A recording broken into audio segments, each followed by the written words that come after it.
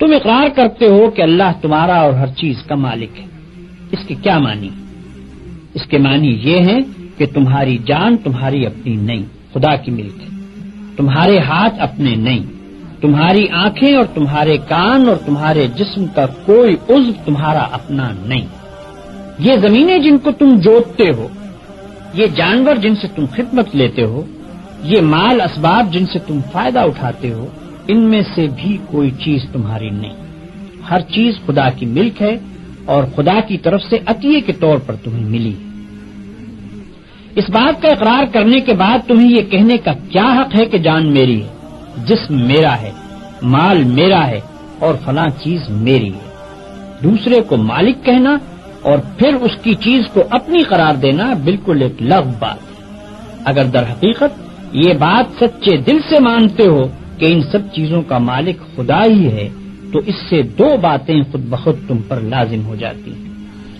ایک یہ کہ جب مالک خدا ہے اور اس نے اپنی ملکیت امانت کے طور پر تمہارے حوالے کی ہے تو جس طرح مالک کہتا ہے اسی طرح ان چیزوں سے کام لینا چاہیے.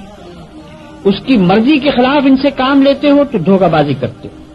تم اپنے ان ہاتھوں اور پاؤں کو بھی اس کی پسند کے خلاف ہلانے کا حق نہیں رکھتے. تم ان آنکھوں سے بھی اس کی مرضی کے خلاف دیکھنے کا کام نہیں لے سکتے. تم کو اس پیٹ میں بھی کوئی ایسی چیز ڈالنے کا حق نہیں ہے جو اس کی مرضی کے خلاف ہو. تمہیں ان زمینوں اور ان جائیدادوں پر بھی مالک کے منشا کے خلاف کوئی حق حاصل نہیں ہے.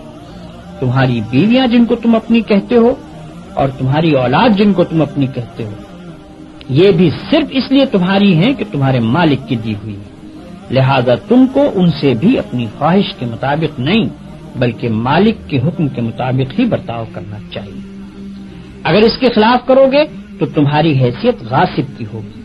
جس طرح دوسرے کی زمین پر قبضہ کرنے والے کو تم کہتے ہو کہ وہ بے ایمان ہے، اسی طرح اگر خدا کی دی ہوئی چیزوں کو تم اپنا سمجھ کر اپنی مرضی کے مطابق استعمال کرو گے یا خدا کے سوا کسی اور کی مرضی کے مطابق ان سے کام لوگے تو وہی بے ایمانی کا الزام تم پر بھی آئے گا.